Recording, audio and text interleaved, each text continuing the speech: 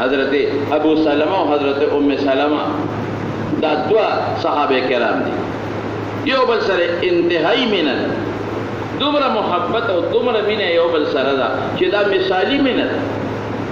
په دنیا کې دومره مینه د خاوند او د ښځې لکه د دې دواړو چې یو بل سره کومه مینه وه دا مثالي وه د الله دپاره لاړل حبشې ته هجرت یې وکړ په مکه مکرمه کې حبشې ته هجرت آسان کار خو نه دا خو اوس ګران دي حبشې ته تلل د مکې نه جدې ته اوښانو به تلل خلک آسان کار دی 100 کیلومتره مزل د دریابه پورې بلکې 100 نه هم زیات دی دا به غریبانان لاړل او پیاده مزل یې به یې کولې پیاده به تلل او ګرمي د مکې او د جدې تاسو ته معلومه ده یا په اوښانو به تلل چې بیا به جدې ته ورسېدل بیا به انتظار کوو د کشتۍ نو په کشتو کې به پورې غاړه پورې وتل سمندر دریاب کې جدې ته بالکل اپوزیټ پورې غاړه د سمندر دریاب نه پورې غاړه بیا افریقا ده او حبشه دا ملکونه دي په سترګو په نظر نه راځي یاس کې به بحري یاس کې به تلل هغه داسې بحري جزونه نه لکه زمونږ د دې په شان دی غټې غټې کشتۍ به هغې کې به سواره شو نو څه به پکې داسې مو چې په لاره به کشتۍ غرقه شوه بله دنیا به پکې مړه شوه د خطرې سفر به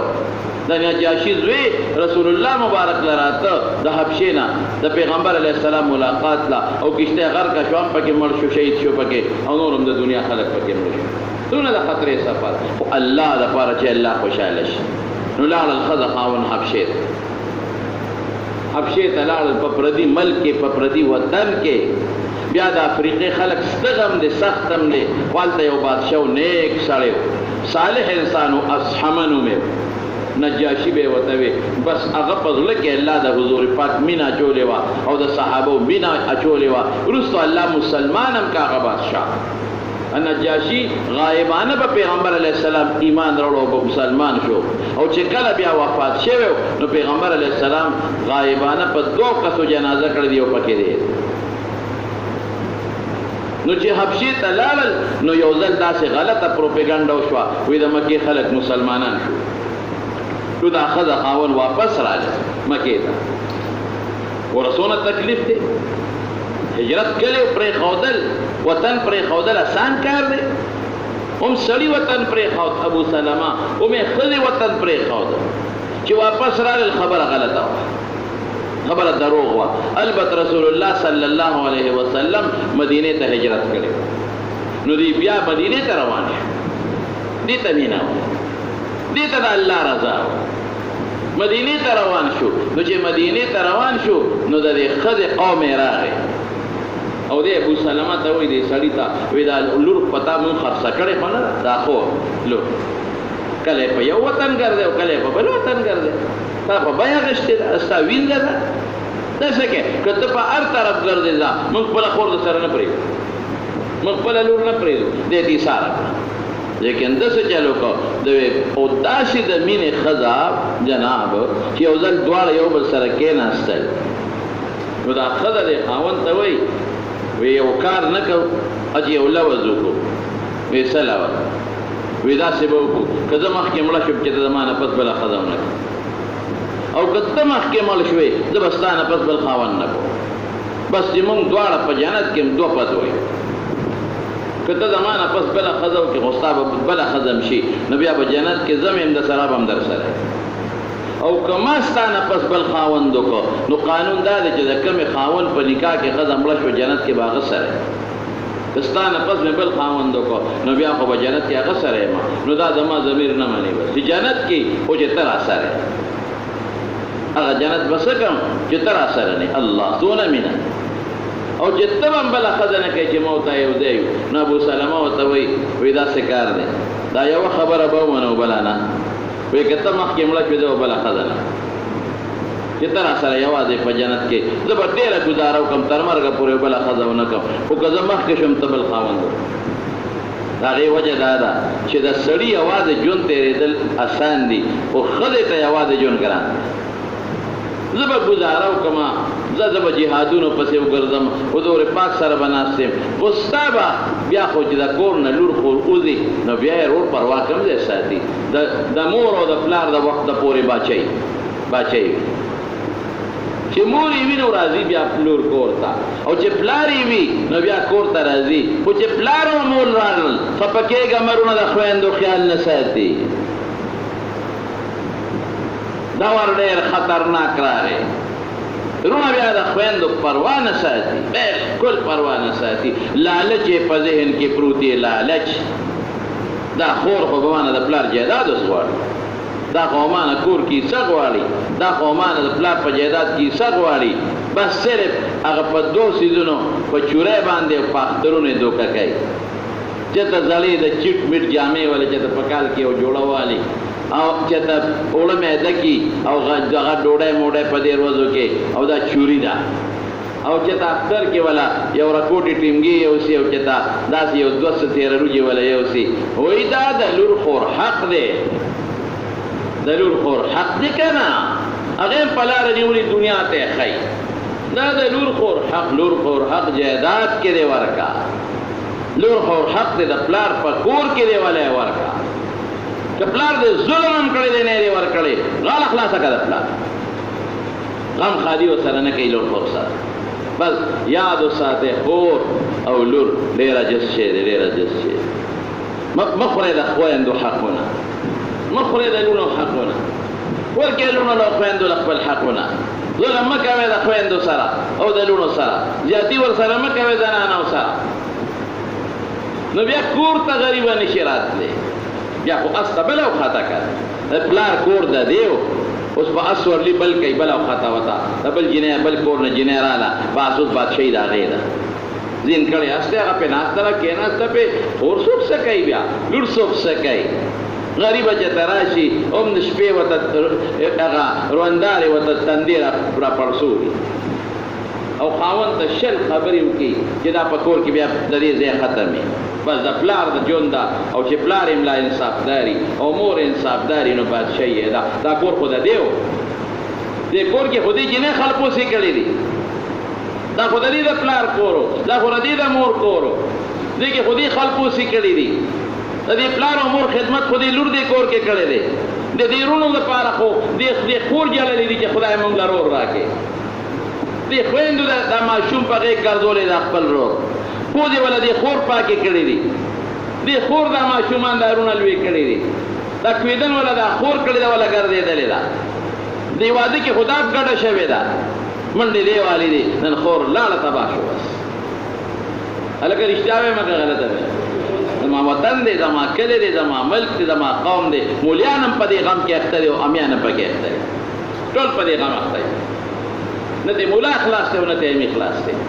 نه دی شیخ خلاص دی او نه دی ګیرخریلی خلاص دی، نه دی تبلیغي خلاص دی او نه دی پیر خلاص دی او نه دی بل خلاص دی.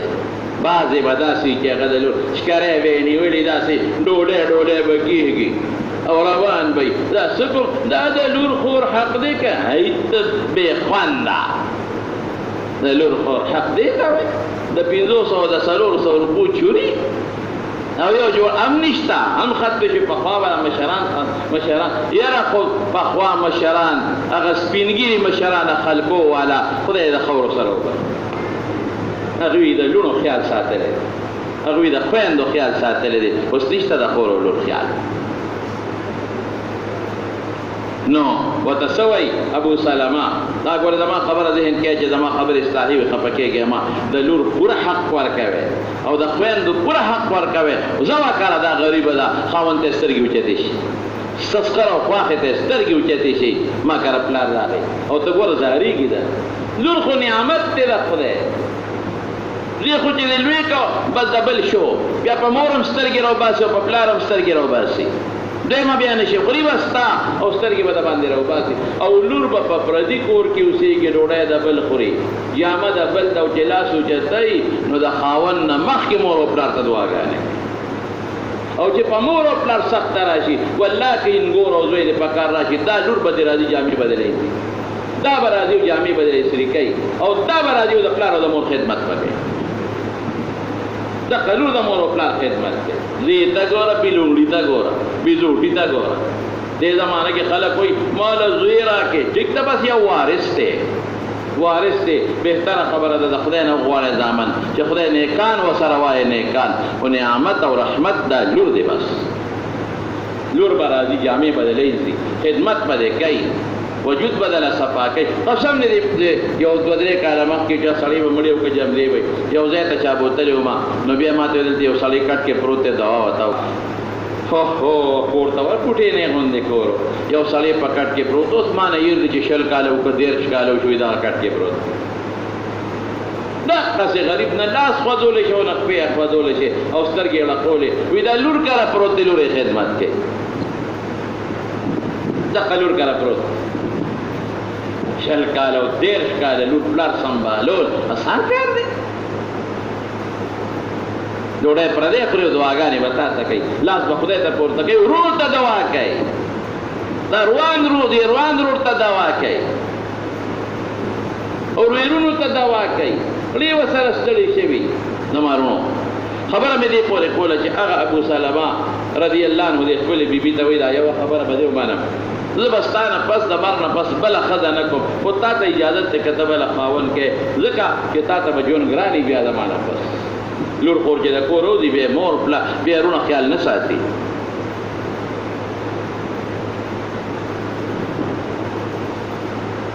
دونه محبت دی چې روان شو هغه د ښځې رونه وغیره رالل دا تا به یې مونږ خرڅه کړې ده ځه چې ته کوم خوا ځې کله حبشې ته به وځې او کله مدینې ته او کله یو خوا کله بل خوا نو غریب یې ته ایثار کړه او د اله ور الله څونه د مینې ښځه وه او پاتې شو دې ته صحابه وایي هلکه وایي صحابه داسې مې قسم په خدای چې دا دنیا را غونډه کې دا دنیا که د صحابې د خپې دوړې ته ورسېږي د هغې تربیت کړې چا د محمد مصطفی صلی الله علیه وسلم د چا غېږ کې لوی شوي دي د چا سترګې پې لګېدلې دي هغه انسانانو مسلمانان خو څه کې انسانیت پکې د هغې د الله سره جوړو هر کار به د رب العالمین دپاره ښه د پاتې کېږي پاتې دي خو چې الله خوشحاله شي د الله رسول خوشحاله شي لاړ چې لاړه هغه د خاوند د ابو سلمه قوم راغی یو ماشوم بچی او سلمې نوم ماشوم بچی د ډېر خشته او ښکلې هغې راغله هلکې ته واچته د دې ښځې نه وی تاسو زمونږ ضرور بینا جنې په اشاره کړه هلک زمونږ کې هلک هغوی بول دا غریبه به پریشانه وه چې خدایه د مینې خاوند هم لاړ او بچی کړه ټول به جړل د مکې غرونو ته به وخته او جړل به هم بچي پسې او هم په خاوند پسې نو یو ځل پې د چا رحم راغی نو لاړ پرونو ته یې وله وي چې تاسو ولې په دې مظلومې ظلم کوئ تاسو د دې د خوشحالۍ دپاره وایئ که د ځان ګوره چې دا خپل خاوند سره خوشحاله ده او په مدینه کې خوشحاله ده پرېږدی چې ځي به د هغوی ړې نرم ټول اوس جاړي غریبه وایي ښځه به ځي دی نو بیا د خاوند قوم پسې لاړل وی راکړې دا ماشومه بس ښځې هغوی اجازت ورکړه نو ماشوم یې واخېست دی له یې ورکړه لاړه مدینې منورې خپل خاوند سره خدای یو ځای کړه ښځې څونه الله واخېسته خاوند سره ګرځي چې الله خوشحاله مور دې پاتې رور دې پاتې پلار دې پاتې خو چې الله خوشحاله او خاوند ته هم ګوره نو خاوند دې بیا شهید شو په مدینه منوره کې او دا ام سلمه چې پاتې شوه نو خاوند پسې خفه و د مینې خاوند دی نو رسول الله صلی الله علیه وسلم منکر راغی وی ما ځان تیار کړی یو دوه ښځې نورې هم ناستې وې مې زه به نن داسې دی خپل خاوند پسې ویر کوم ویر جړه چې خلک به د هغې بیا قصې کوي زما د مینې خاوند لاړ وی چې رسول الله مبارک راغی هغه نورو ښځو ته یې وکتل وی ما ته یې غږ ونه کړ راغله ته یې واورو لاړ وی هغې دوه ښځو ته یې وی چې د کوم کور نه دوه ځله خدای شیطان شړلی دی نو تاسو بیا شیطان را دننه کوئ ورته بس وی زم چپ وی ما ته ام سلمې یو دعا درته ښیم دا وایه اللهم اجرني في مصیبتي واخلق لي خيرا منها خدای مال په دې مصیبت کې اجر راکړي او خدای دا مصیبت مال په بهتر شي بدل کې پروردگار په خوشحالو یې راله بدل کې مصیبت کې دغه وایه وی ما وی چې الله دعا خو د پیغمبر مبارک د خولې ده ویم به خو د دې نه بهتر به کومه خوشحالي وي ما نه خو غټه خوشحالي خپل خاوند لاړ نو د مطلب یې دا دی د پیغمبر مبارک چې خدای بهتر خاوند درکړي نو د ما د خاوند نه بهتر خاوند به بل څوک وی دعا مې وکړه وی الله پاک مالا د خپل خاون ابو سلمه نه بهترین خاون راکړه داسې خاون چې په دنیا کې د چا نشته هغه څوک دی هغه محمد مصطفی صلی الله علیه وسلم د حضور پاک نکاح له خدای ورسوي هر کار چې کوي ورو الله لپاره کوي بس علاله چې کې علاله او چاړه پر راکاږي کله او چې دا د الله په نوم علاله ما زعفرات علاله شو او کله او چې دا د آدم علیه السلام په نوم د ابراهیم علیه السلام په نوم د رسول الله مبارک په نوم یا د بل چا په نوم مردار شو صرف دا بسم الله برکه ثواب بخا بیا چې چاته دی خوښي ثواب یې بخا خو د ذبح علالي په نوم وخت کې به څه وی بسم الله والله اکبر الله